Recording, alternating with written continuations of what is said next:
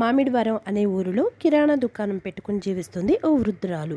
ఆమె ఇంటికి సమీపంలోనే ఒక సూపర్ మార్కెట్ వచ్చింది. అప్పటి వరకు అరాకొరగా సాగిన ఆమె వ్యాపారం పూర్తిగా పడిపోయింది.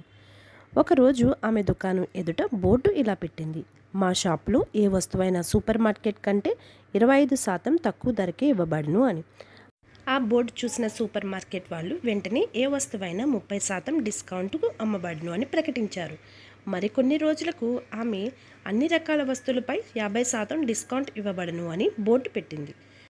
అది చూసిన సూపర్ మార్కెట్ వాళ్ళు ఏ వస్తువైనా 50% డిస్కౌంట్కి అమ్మబడును అని బోర్డు పెట్టారు.